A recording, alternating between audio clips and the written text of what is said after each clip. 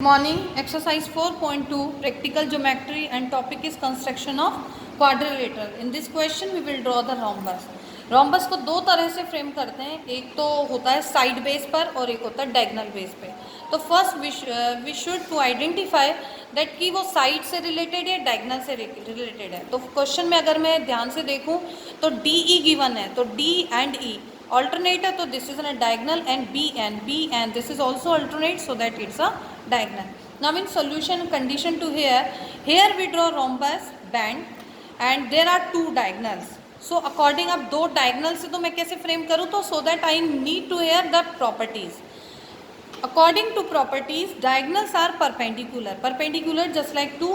इस तरह से होते हैं एक दूसरे के क्रॉस में, और इस तरह से होने के लिए ये एक दूसरे को इंटरसेक्ट करते हैं. जब भी परपेंडिकुलर कंडीशन आती है तो उसमें डायगोनल्स एक दूसरे को इंटरसेक्ट करते हैं, दैट मीन्स कट करते हैं. और जब कट करेंगे तो 90 डिग्री का एंगल फ्रेम करते हैं. और वहाँ से बनने वाली जो लाइंस होती हैं जो सेंटर पॉइंट से, तो वो क्या होती हैं, मैं आपको यहाँ साइड में एक छोटे से डायग्राम में दिखाती हूँ. जैसे ये लाइन कट कर रही है दो, तो ये सेंटर पॉइंट कट करेगी तो ओ आ जाएगा. तो ओ से बी, ई, एन और डी, इस तरह से. तो ये जो लाइंस बनती हैं ये जब इंटरसेक्ट करती है तो इक्वल होती हैं. दैट मीन्स इस डायगोनल की ये और ये इक्वल है, और इस डायगोनल में ओ ई और ओ डी इक्वल है. तो मैंने इसे यहाँ बताया है इन डी ई. अगर डी ई डायगोनल है तो O D, that means O D O E equal है. तो डी ई का हाफ हो जाएगा 6.5/2. एंड बी एन है तो इसका मतलब ओ बी ओ एन, ये भी इक्वल हो गई. तो इसको इक्वल कैसे करेंगे, बी एन में 2 का डिवाइड लगाकर, तो ये आ जाएगी 2.8 सेंटीमीटर. दूसरी बात, कभी भी फ्रेम करने के लिए मैं आपको यहाँ समझाऊंगी कि अगर डायगोनल इवन या ऑड में होता है, अगर दोनों इवन में है तो किसी को भी बेस लाइन ले लीजिए. लेकिन अगर एक इवन ऑड में, जैसे ये ऑड है डायगोनल और ये इवन है, तो इवन ऑड वाले को आप बेस लाइन पर ही लीजिए, दैट कि आपका इजी गोइंग फ्रेम हो. जैसे ये मैंने डी ई यहाँ ले लिया, ये ऑड है, ये 6.5 सेंटीमीटर है. दूसरा है बी एन, वो मैं ऐसे लूँगी क्योंकि वो इवन है, तो उसकी मुझे नंबर्स चाहिए, उसका हाफ पॉइंट चाहिए होता है, राइट. तो ये मैंने ले लिया यहाँ बी एन. तो यहाँ बी हो जाएगा, बी ई एन यहाँ होगा और ये डी, और इस तरह से ये आ जाएगा आपका रोम्बस.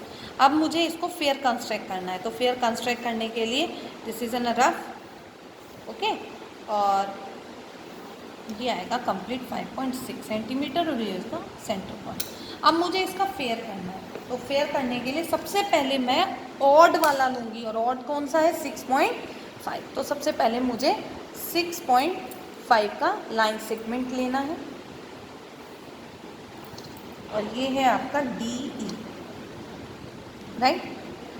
अब मुझे यहाँ, मेरे पास अभी तो सेंटर पॉइंट नहीं, मैंने आपको लाइव क्लास में बताया था बाइसेक्ट करना.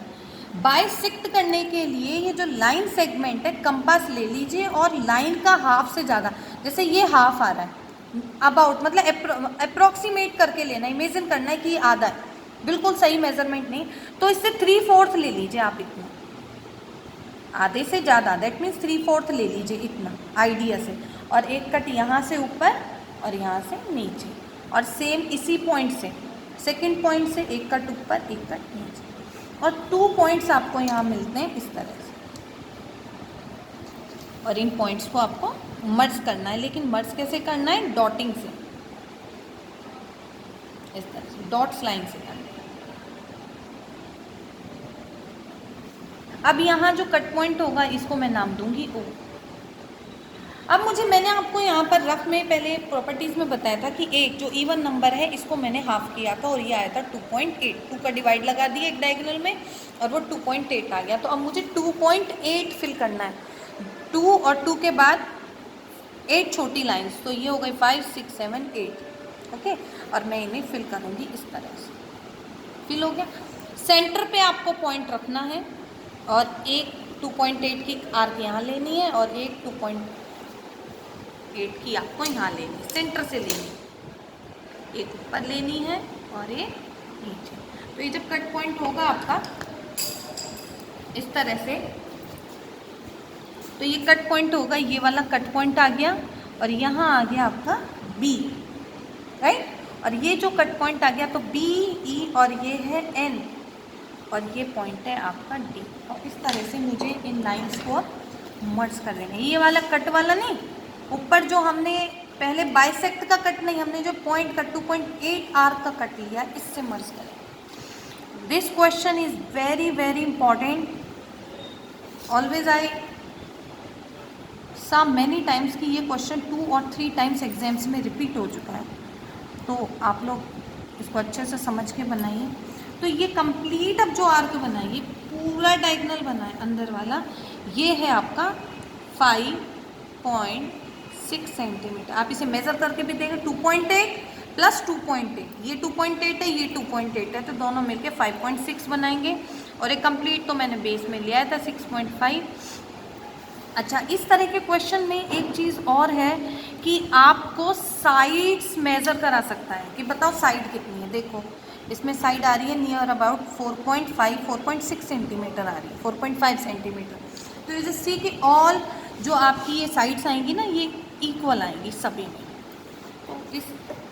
तो इस तरह से मैं इसको रोम्बस को कंफर्म करती हूँ। कंस्ट्रक्शन पॉइंट्स की मैं कॉपी आपको सेंड करूँगी और आप लोग इस वर्क को नोटबुक में करेंगे।